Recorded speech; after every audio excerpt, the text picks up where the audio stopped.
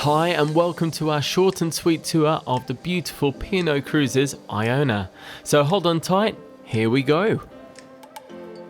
So we start off on deck 19, and as you can see there is copious amounts of sun loungers. They are literally everywhere, albeit stacked because of the weather that evening. But there is loads of places to lie out in the sun, so you shouldn't really have any problem on Iona. Then we make our way down to deck 18, and you'll see there's a lot of up and down on Iona. It's one of the faults of the ship, as you'll see, but we'll go into that a little bit more shortly.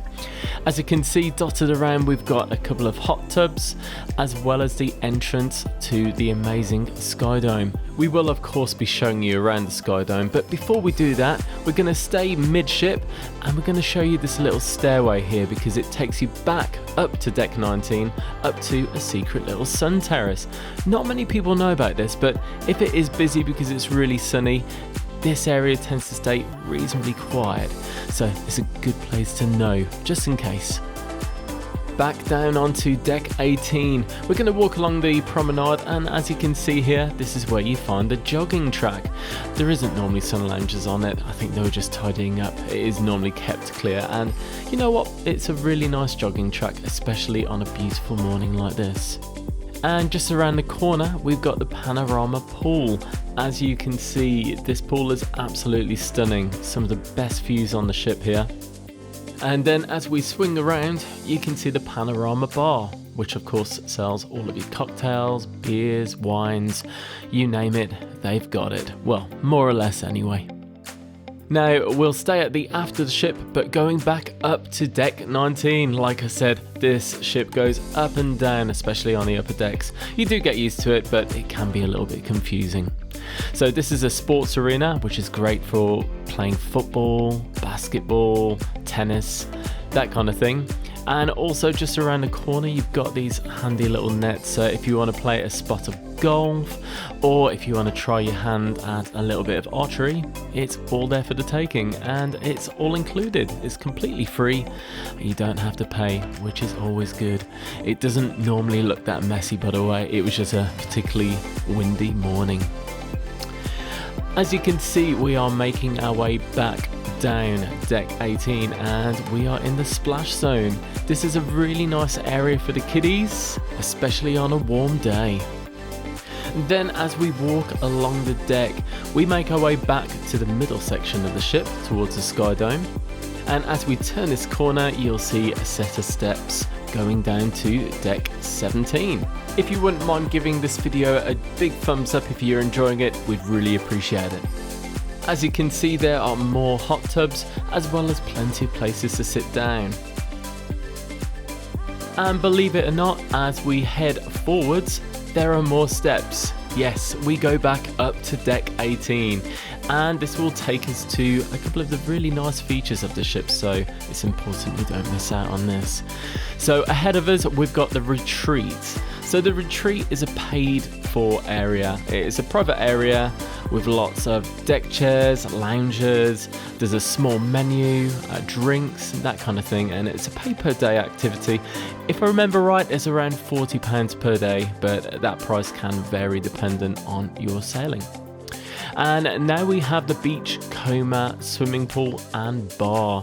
This is a really nice area. This is an adult only area, which is nice, so it doesn't tend to get overcrowded, which is lovely. And it's just a really nice aesthetic. We love this area. As I say, it doesn't get too busy, so it's just a nice area to come and sit down on a sunny day and relax. Then as we make our way back to deck 17, we have a look at the Sky Dome. Now the Sky Dome does have 2 levels, so at the moment we are on the upper level, and this is a really nice area if there's any entertainment going on or any quizzes, because you can just sit up here out of the way, watch what's going on, do a bit of people watching, and of course take advantage of the bars. Now we zip through towards the reef. Now the reef is the kids club essentially. It's important before you get on the ship, I believe it's 14 days before, you can book. You have to pre-register your children for the reef and also book your sessions. So to avoid disappointment, don't forget to do that. Now, as we walk towards the back of deck 17, you've got a couple of activity areas here, such as the table tennis. You've also got some shuffleboard, as well as a couple more hot tubs, and a nice little water feature here as well as a really nice view of the infinity pool to the left, which apparently I didn't want to show you. But don't worry, we'll get back to the infinity pool shortly. Now, this section to the right is where the reef is. You can't see through for obvious reasons for the kids. So we're heading back to the mid of the ship and we're going to go down the stairs down to deck 16. And in front of us we have the main entrance of the Sky Dome.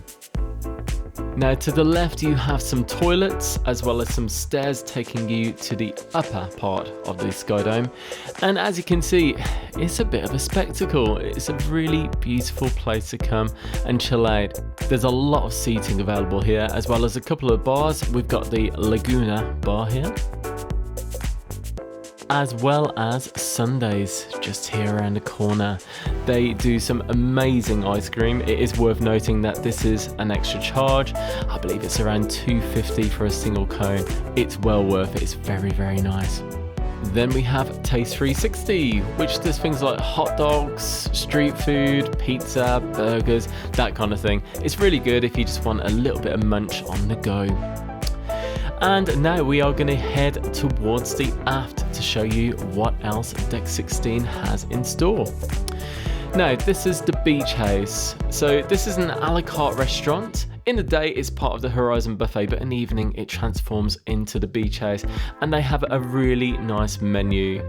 Normally it costs £10 to reserve a table, and the £10 is taken off your bill at the end of the sitting. The menu is pretty reasonably priced, I think, so it's definitely worth a go. Have a look at the menu at least. Now we're making our way through the Horizon buffet. So to the left we've got our teas, coffees, juices, and these are all complimentary, which is nice. Now with regards to the amount of food that is available in the buffet, I think it's pretty good. Breakfast, of course you've got all your continental stuff as well as your good old fry up English breakfast, and then at lunch and dinner there tends to be a lot of roast kind of stuff. It is very British, and honestly they could do shaking it up a little bit in the evenings, but it is what it is. It's included in your fare, and as I say, there is a big range of food, so there's always a lot to choose from. There's loads and loads of seating, as you can see, and there's actually two sides to the buffet. Both offer exactly the same foods, but it's just to deal with the amount of people that use it, and as you'll see for yourself, it does get very busy. I got up really early to actually shoot this footage with Ben, so it looks quiet now, but give it an hour or so and I bet it was chock-a-block.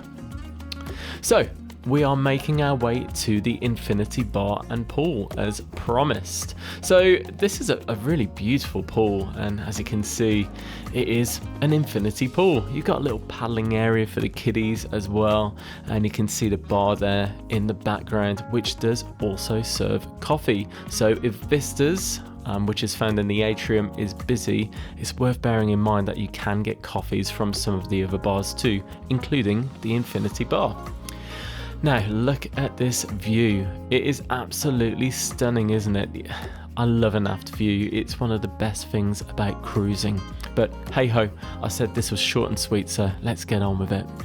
We've got the bar here and more seating, and if you grab some food from the buffet, you are more than welcome to take the food outside. So on a warm day it's really nice to be able to get a bit of fresh air whilst you eat, and especially if the buffet is busy, it's nice that they've got a little bit of extra seating available as well.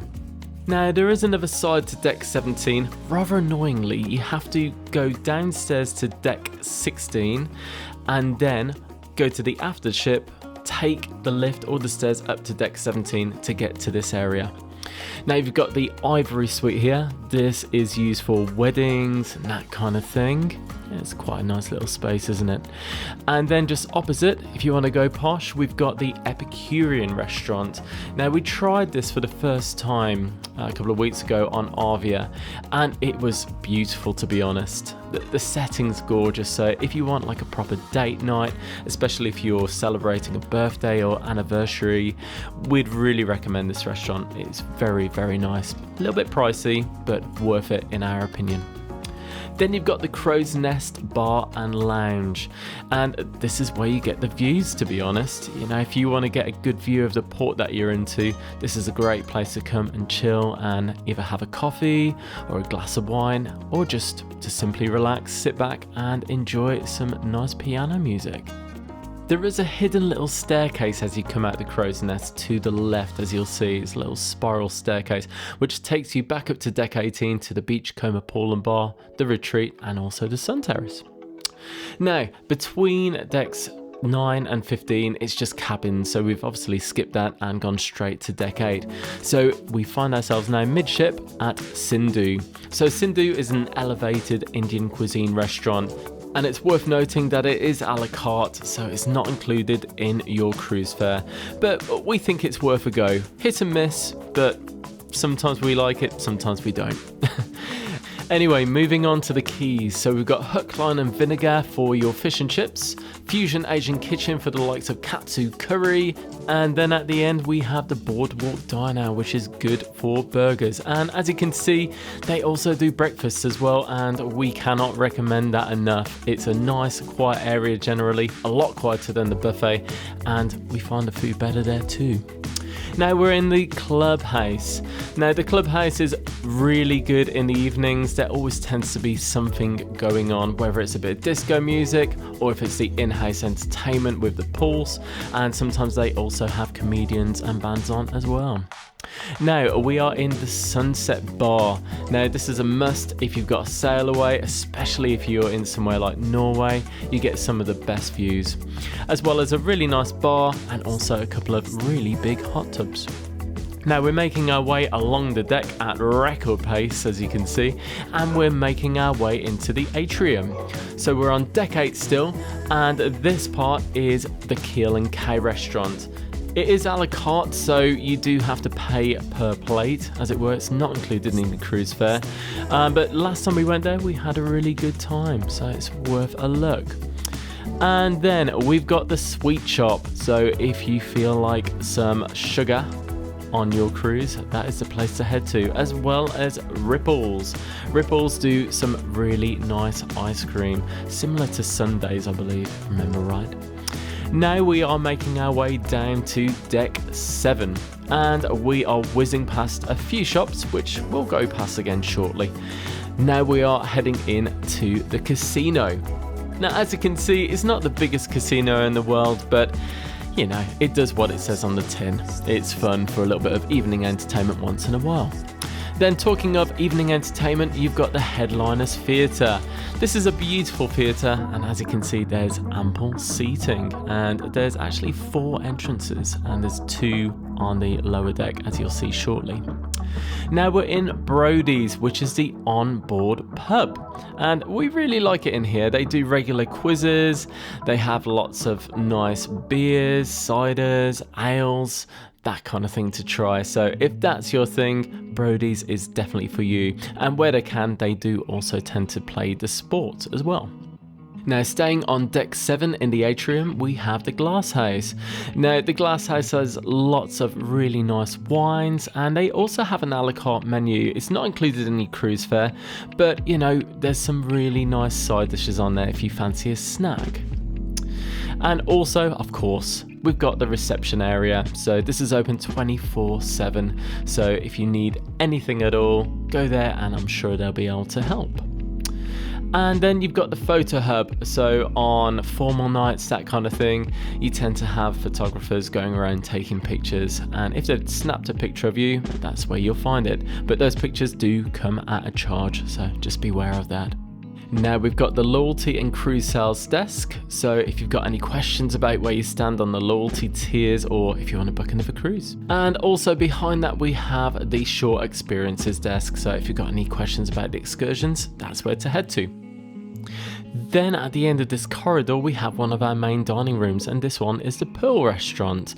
And the main dining rooms are great aboard the ship. We've had some really nice meals, breakfast, lunch and dinner, so it's well worth a go. You can either join a virtual queue to get a seat or you can book in advance. And it's worth noting that the main dining rooms are included in your cruise fare. So to keep this short and sweet, we're whizzing past the shops, as I'm sure you'll get ample time to check these out when you board this beautiful ship.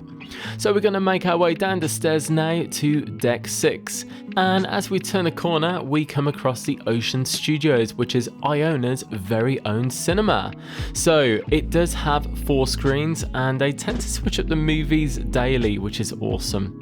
As you can see, there's a fair few seats, which is great, and also the sound and visuals are really good. We were really surprised actually, you know, for an onboard cinema, it was great. Now we've got Anderson's Bar and Library. So to the left of this bar, you've got a nice seating area and of course this beautiful bar here. They tend to focus on gin and tonics in here. So if you like your gin, you will be at home. Then to the right of the bar, this is another seating area where they actually make the gin on board. But they've also got the library as well at the back there. Then as we make our way out of Anderson's and down this very long corridor towards the aft of the ship, you've got the Aqua restaurant, which is one of the main dining rooms. And you also have the Opal restaurant, which is another main dining room. And finally, we have the Coral restaurant, which is the last of the main dining rooms. And again, these are included in your cruise fare. So we'll make our way back to the middle of the ship now, and we'll go back into the main atrium. It's a lovely place to come and sit down, people watch and grab a coffee. And also tucked away in the corner we've got the 710 Club, which was actually co-curated by Gary Barlow of Take That. And they have some really good bands on in here, so it's definitely worth booking. And you've also got a nice grand piano which plays gently as people sip on cocktails by the Emerald Bar. Now as we walk to the front of the ship, continuing on deck 6, we have the art gallery as well as the Limelight Club. The Limelight Club is amazing actually, so definitely worth checking out if there's some entertainment that takes your fancy. At the end of the art gallery you've got the Oasis Spa. Now this place is beautiful, it's got the most gorgeous thermal spa as you can see, and they do hair, nails, you name it, they do pretty much anything spa related. And as promised, there is another entrance to the Headliners Theatre. Now as we walk back to the stairway, there's only one other way to go. We've got deck 5, and the only thing really to show you on this apart from cabins is the Gym and Health Club.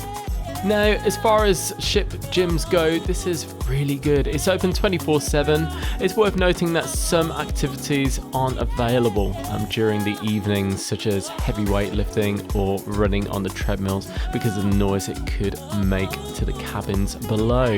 But apart from that, it's a great facility and well worth checking out. Now, deck 4 is just cabins, and then deck 3 is just a medical centre, so that really wraps things up. So thank you so much for watching. If you've got any questions at all, please do put them in the comments below. If you've enjoyed the video, please give it a big thumbs up, and if you'd like to see what we've got up to in the past on Iona, why not check out our vlog series right here.